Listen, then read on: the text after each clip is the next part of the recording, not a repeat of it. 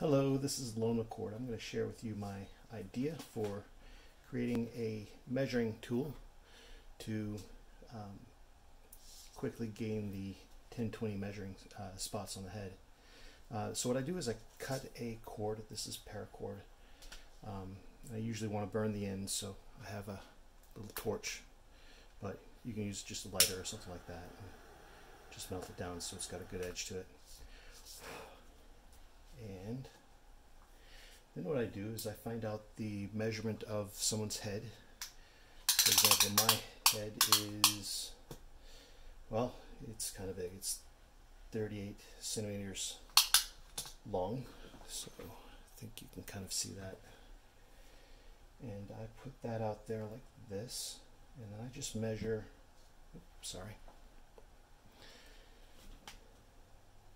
I measure according to how I've calculated it. So 38 is here, and I've concluded a spreadsheet that makes it easy for you to figure it out. And you can plug the number in at the top in the green section, and it'll calculate everything out for you. But 38 millimeters, that means the first placement for an FP is going to be at 3.8 millimeters. That'll be here. And then the second measurement for F is going to be 11.4, so I go to 11.4 and I just mark it. See, marking is really good because if the things that I put on afterwards, the tactile part, gets moved, you can easily move it back into the right position. I haven't had that issue yet, but just in case. So half of it, or CZ, is at 19. And P is at 26.6.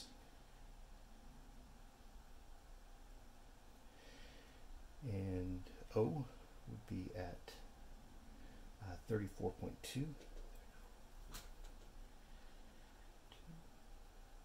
And then of course my total noggin is 38 centimeters. So now you have everything set up just so, with marked locations for all of them. Now that doesn't do any good when you're trying to do that tactily, when you're trying to reach up and find where it is with your fingers. So I put these on at all these spots along the way. They're just little zip ties. You can tie them down pretty good.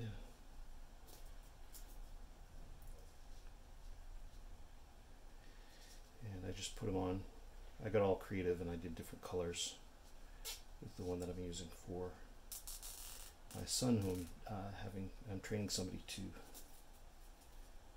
follow my directions and put the electrodes on in case I can't be there when he's available to do the training. And this is very valuable. You can imagine if you had somebody that was working for you that you knew was immune to COVID-19, and you could have them working, or if you have this in their home, it might be a easy way to tactically find where all these locations are. So right now I just did the P location. Now I'm going to do the O location. So these would be measured from front to back, from just where your nose dips in before your eyebrows, all the way back to the occipital bone in the back. Is how you would measure the long side out. I did the wrong side on that or something. It's not holding right. But it'll work for the video. See how that moves? If I have the black part in there, see, I did that backwards. Now I'm not losing my location if that zip tie moves. If I'm off a little bit, I can adjust it.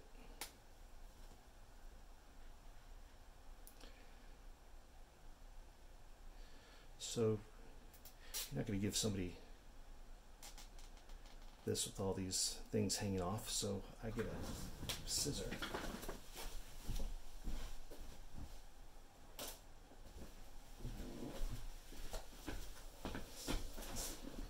And I just clip them off at about that far out. This is where that fire comes in a little bit handy as well.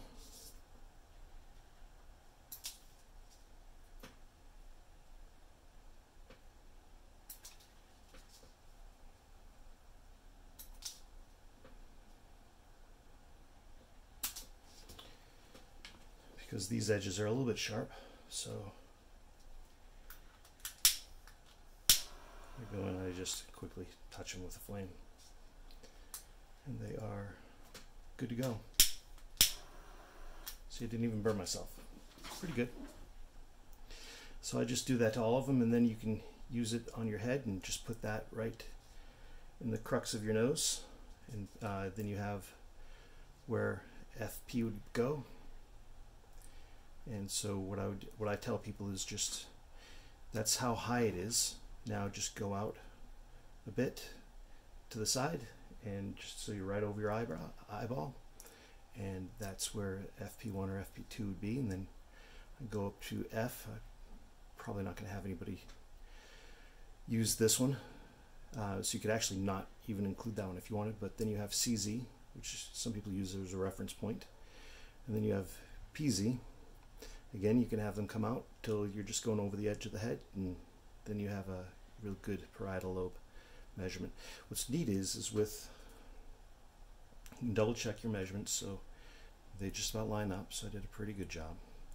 And if you wanted to, you could also do it from the side. So this is just where the ear lobe has its little, or the ear has its little bubble just above that, right where the ear hole is.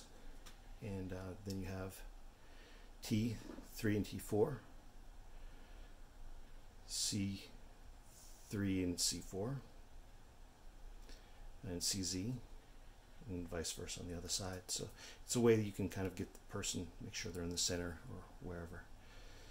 And that helps to keep things consistent, so that if I'm doing something and somebody else is doing something, we know we're doing the same thing. So that's my little hack.